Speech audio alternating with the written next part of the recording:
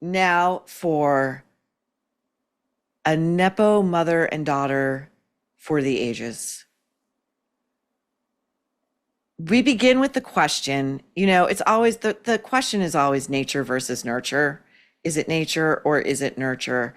And to begin parsing this out, we're going to start with the mother, Gwyneth Paltrow, because we're going to try to figure out forensically. I mean, I think culturally, largely, we kind of all know, but we're going to really try to peel this apart. How did Apple Martin get to be such an asshole? And she's beyond like an asshole. She's a real mean girl. She's a real bitch, I think. And she's out here strutting her stuff in the culture like she's got real things to offer us. She does not. Now, we begin with Gwyneth Paltrow. We found this conversation she did at Cannes Lion in 2019, and she was interviewed by BBC Hard Talk host Stephen Sacker. Now, Stephen is asking Gwyneth why she's so hated, and not only that, but about her being voted by Star Magazine the most hated celebrity in America in 2013. By the way, a cover we tried to just show as a full screen for you guys so you could see that. And that image, you'd be not surprised to know, has been scrubbed from the internet. It seems that Gwyneth has her people scrubbing the important things, like vestiges of what we all know is the truth. So anyway, let's hear Gwyneth talk about how that felt. There was this extraordinary moment in 2013 when at the very same time you were voted One Magazine's most hated celebrity, while at the very same time you were People Magazine's most beautiful woman in the world. Yeah. What was going on in your head when all that happened? Well, I mean, first of all, I was like, I'm the most hated celebrity, like more than like Chris Brown? Like, what did I do? That's the point. That is the very point. I see where you're coming from, but maybe you just make people feel bad sometimes. Yeah, and I think, that's never, obviously, was never my intention. Stammering. It's never my intention. Repeating. But I also can't, Struggling. all I can do is be Searching. my authentic self.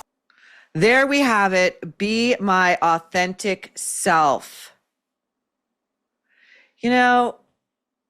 She's struggling. She's going, it was never my intention. It is exactly her intention. Shoving her wealth and her privilege and shilling $500 gloves. And, you are trying to make people feel lesser than. And I'll never forget, when I was working at the Post, I had a colleague who had sources and friends deep in Gwyneth world. I don't know if I've told this story before, but she was working on an item about a recent wedding shower that one of Gwyneth's longtime childhood friends was having. And the mother of one of these friends showed up, and her gift was a more modest gift. And when she opened it, when the bride-to-be opened it and the box was revealed and Gwyneth saw the box, she snickered and rolled her eyes and said, "Filene's basement? That's mean. That's nasty. That's classist.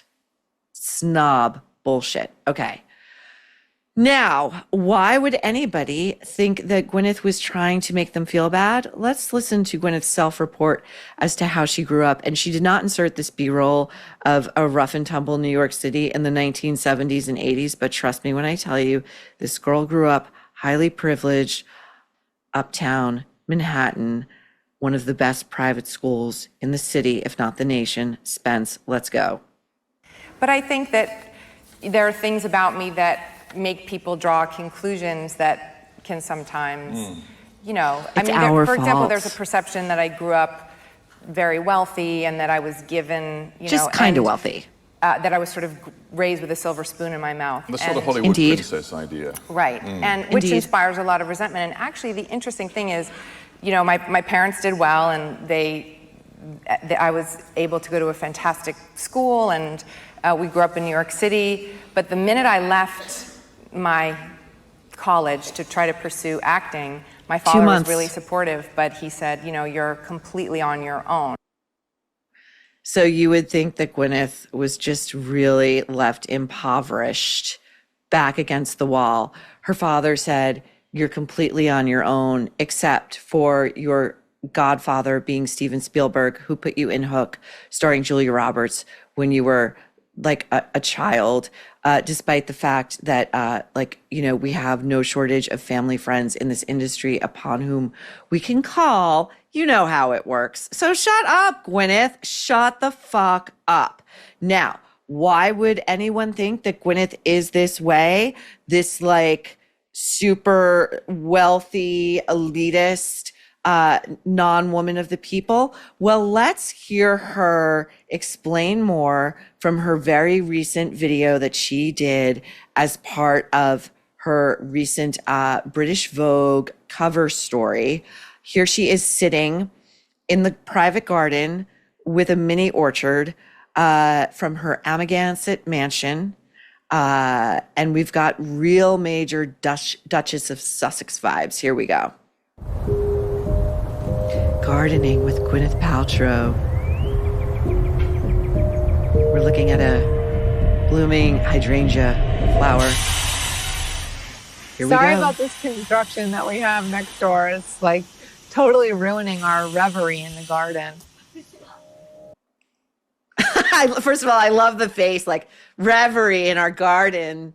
And she's like searching around, like she's kind of like addled. Like she's like it's kind of very like Baby Jane, you know? And by the way, that's not construction, okay? That is the wood chipper. That's the wood chipper, sister. Amagansett is not very far from Nerve Central out east here, okay? The wood chipper, sometimes the wood chipper sneaks out at night like a kid going to a club. Sometimes I don't know where the wood chipper is. It's going and doing the Lord's work on its own. So the wood chipper is a real self-starter, okay? So apparently the wood chipper made its way over to Gwyneth's in Amagansett and parked right outside waiting for that shit. Okay, now again, here we go. Sorry, the B-roll I meant about New York City, it's actually in the Vogue piece. It wasn't in the BBC piece. My bad. Okay, here we go. I'm a New York City kid, so we didn't grow up really with any access to gardening. And I feel like I used to really not have a green thumb at all. And she was in the projects. Really she had no access to vegetables. Soil and gardening and how everything went. I've had many moments where I've killed things, especially potted plants, overwatering them, underwatering them. I love the visual. Like those editors really worked hard to make this piece look interesting because Gwyneth is kind of like a dud. Like she's sitting there in all white in her garden. That is a flex, all white, just like the Duchess cooks in all whites and creams and beiges. It's a flex. I'm a very rich person. I never get a stain on me because I don't touch anything. Secondly, they bring in this like close up from like the left side of the frame of like an enormous watering hose with like they're really trying to make this bore of a piece seem visually interesting. And then she talks about her killing plants because she either overwaters or underwaters them. And I think that's the ultimate metaphor for perhaps how she parented Apple, because this piece of celeb progeny is a non-starter. I'm sorry. If we troublemakers exist for anything, it's to make sure this person doesn't achieve liftoff. Okay. Now here is Gwyneth on why the rest of us are really positing the question, why aren't the rest of us hanging out in our own mini apple orchards and gardens? Like, what are we doing with ourselves? Here we go.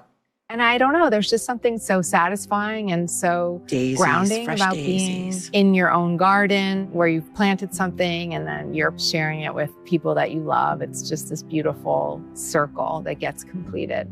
I think it's dual wellness aspects. I mean, it can't be trolling at this point. Is it like a combination of like the actual person and the trolling and the attempts at getting eyeballs and clicks over at Goop, which is struggling and has been since its inception? No matter how she's marketed this thing, Goop has yet to turn a profit. It's like 12 years old. Okay. It's not working, Gwyneth.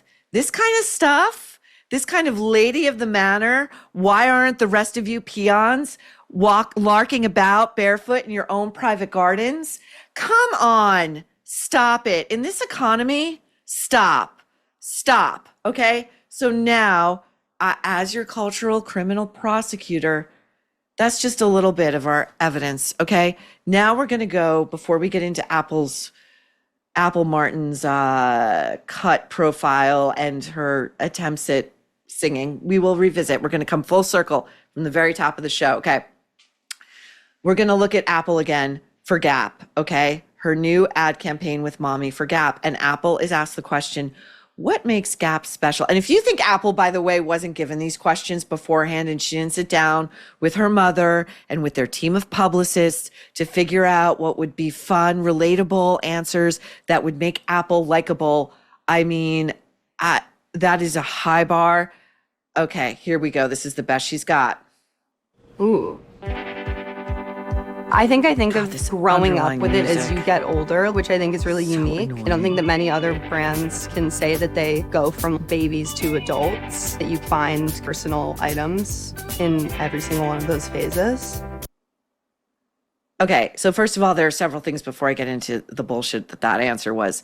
I hate the music, the like electric guitar, and then underneath that, like the like, boop, boop, boop, boop, boop, boop, boop. It's all like it's whimsical, but it's got some authenticity with the electric guitar, and it's kind of like a reference to Daddy, the rock star, but like we're just riffing here, right? The whole ad is one big riff. And then Apple standing there with this is the new thing, and I hate it, these mini little microphones that people hold in their hands, like hold the mini microphone. It's like a thing. It's like an affectation. It's annoying. Either they call them like lavaliers, like the lav pin. Either wear the mic as like a lav, but don't hold it there. Like it's some little, like it's just, I could go into why it grates, but it's not worth wasting your time here. Now Apple, Gwyneth, whatever, they may as well be the same person. Says she grew up with the Gap. No, her mother is a snob. Okay, we're not shopping at the Gap. We are not. Number two, Apple can't think of another brand where they outfit an individual from infancy to adulthood. And by the way, that you can find personal pieces. Isn't that the point of shopping? Isn't it baked into the experience? Anyway, here off the top of my head are a few luxury labels that outfit individuals from infancy into adulthood, because you know what these people want to do? You know what these corporations want to do? They want to get you before you're verbal.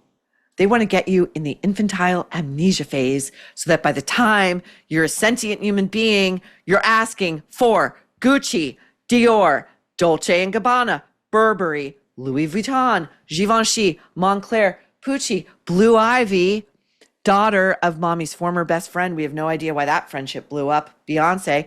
Blue Ivy did a Gucci campaign when she was 4, okay? Apple would kill for that. Back to Apple on her near neonatal love for Gap kids. Oh my God. When I was little, I remember I had so many Gap Kids stuff. And I remember getting so excited walking past like the huge store in London. I've like loved clothes since I was a baby. Okay, notice she says I would get so excited walking past the Gap store in London. She doesn't say I would get so excited walking in to the Gap store in London. She just told on herself there. Number two, she says, I love so many Gap Kids things. Like that is not proper English. I love so many Gap Kids things. She's a self-professed, like her favorite topic her favorite college subject per the Cuts interview is English. And she says she's fallen in love with Jane Austen and Virginia Woolf, and it's blown her mind. And, you know, she's this incredibly literate and literary kid. Sure, Apple. She can barely speak English. Okay, now we get to the key extract from the Cut piece. Okay, now the Cut headline in New York Magazine, Apple Martin is starting senior year strong. Is anybody asking where Apple Martin is, what she's doing, let alone how she's doing? No, but here is the opening to this Q&A, this riveting Q&A. Again, these are inches. This is space in a publication, digital or otherwise, that could have been given to a far more interesting, deserving person. That would have been a far more interesting read for its paying customers. Legacy Media wonders why. Okay, I quote from this cut piece. Apple talks about her freshman self with clear-eyed humor. The version who thought she might be a lawyer, cared too much about fitting in. Really, I think she's the bully. And we'll get to that. I think she makes other kids care about fitting in to a savage degree. I resume, and was still figuring out what made her happy. What makes her happy? This kid wants for nothing. By the by, not for nothing, a couple of years ago, the cops were called out here in East Hampton because while mommy and daddy were gone, or they were divorced at this point, I don't know, but Apple threw a rager, and like neighbors don't take too kindly to that stuff out here. Anyway, Apple, we quote, I was so anxious about how people saw me. She says, I don't believe her. And then at some point, I realized I can't control that. All I can do is what feels right. This sounds like what comes out of her mother's mouth. And, at least she didn't say my authentic self here, which I'm sure she was dying to say. Now, as a senior, resumes the cut, Apple is saying yes to more, to theater, on stage, and unexpectedly in the props department, to a short film with friends that's gaining traction, I'm sure, to music with the campus band, and yes, to campaigns, meaning fashion campaigns, not political campaigns. Now listen, there's a reason she's working in the props department. Word has it that Apple has tried out for multiple productions at Vanderbilt where she goes to school and she can't get cast in anything. Apple's favorite subject, English. I'm so sure. Specifically, 3 courses she took with a professor who made her fall madly for Virginia Woolf. But despite being the daughter of Gwyneth Paltrow and Coldplay's Chris Martin, she's a typical college student. She journals, scrolls in bed, and loves a baby doll dress with Danish boots or vintage jeans with a white tee. If she doesn't love her outfit, she might not go to class. Yes, Gwyneth and Chris have absolutely turned out an individual of depth. This interview, this Q&A in the cut is utterly banal, okay? It is it's almost, again, it's like Kafka-esque. It's just, what are we doing here? Apple Martin is not an interesting person. She is not talented. She is not unique. She doesn't have a unique lens on the world. She doesn't have something to offer us, but she is barging into our lives and demanding to be compensated richly as a spokesmodel and now a singer and just whatever she's going to be. She wants in our faces, and it's up to us. It's up to us to say yes or no. Now, the self-selecting celebrity worshipers over at New York Magazine, when they begin to turn, you got a problem, sister, okay? And by sister, I mean both Gwyneth and Apple. Here, I'm just going to give you a brief rundown of the mere 25, only a small selection of the mere 25 comments this piece generated. And I think I'm going to say that the Nerve is helping with this. We are turning a corner in the culture where rubbernecking, even at nepo baby, useless celeb you spawn like Apple Martin, or even like a train wreck, like the Duchess of Sussex, rubbernecking, we're not even interested in that anymore. We've had it, okay? And they're going to suffer for this because they don't get the clicks, they don't get the likes, they don't get the ad dollars. These people, they get turfed out of the culture, okay? New York Magazine commenter number 1, what the fuck? I know times are tough for magazines and all, but like this? Still, I wonder how much the PR firm is paying for planting garbage like this. No one cares about her and never will. Stop trying to make people like her happen. Number 2, the clip of Apple deliberately stealing another debutante spotlight moment at the ball in Paris, which we are showing here. Apple pushing this girl out of the frame is quite sad. The other girl looks so confused. GP was a noted brat at Spence back in the day and raised a mini-me, it seems. Number 3, this sure sounds like content paid for by mom. This girl is notoriously awful. And number 4, the question we at the Nerve, we're going to raise ourselves. Did you ask Apple about her expulsion from an exclusive LA private school because her relentless bullying of a fellow student drove the kid to an attempted suicide? No. Was that question off limits? We addressed this in an earlier nerve. Apple Martin, per stubborn, persistent rumors, was kicked out of Harvard Westlake for bullying a fellow classmate to the point where this girl tried to take her own life. And Chris and Gwyneth allegedly, reportedly, according to this persistent rumor that they've never denied, made it go away. I'm sure a very big check was cut to the family of that girl. I'm sure a very big check was cut to Harvard Westlake, and off Apple went to Crossroads, where mommy graduated. Here's a little more. I mean, there are multiple Reddit threads devoted to this. This header, Apple Martin is a mean girl. Gwyneth Paltrow's nepo baby daughter kicked out of school for bullying. And here is the most salient comment from that Reddit thread. This is one user who claims to have the tea, and it all really tracks. Comment begins, I run a shop down the street from Harvard Westlake. Do you all know how shitty you have to be the kind of an A-lister that gets kicked out of one of these top private schools? Of which Harvard Westlake is arguably the tippy top tier of these bougie, expensive private schools here. Again, just this Redditor's report. I went to school with Pierce Brosnan's son, Sean, and he brought a grenade to school once and didn't get kicked out. Also via Reddit, as we just hypothesized, allegedly NDAs and financial arrangements were made to cover up that bullying. And again, this is the kind of charge that is so, I mean, I feel gross talking about it. You know, I'm just talking about it. If this were your kid, you know, wouldn't you deny this? If there were zero truth to it, wouldn't you say my child would never? You know, I would be now. Apple cannot be allowed in. I'm sorry. The VIP room, even at the woodshed, is closed. Straight to the wood chipper. And lucky for you, Apple, it's parked right outside mommy's house in Amagansett. Has Apple booked any roles despite mommy's connections? No, she has not. Has she signed to a label despite daddy's connections? No, she has not. That is telling. That is telling. Apple Martin is clearly the product of a home in which she can do no wrong. And if you ever listen to her mother talk about her or read any of her Instagram posts, Apple's the one who teaches her. Apple's the one who Gwyneth feels indebted to for being allowed to be her mother.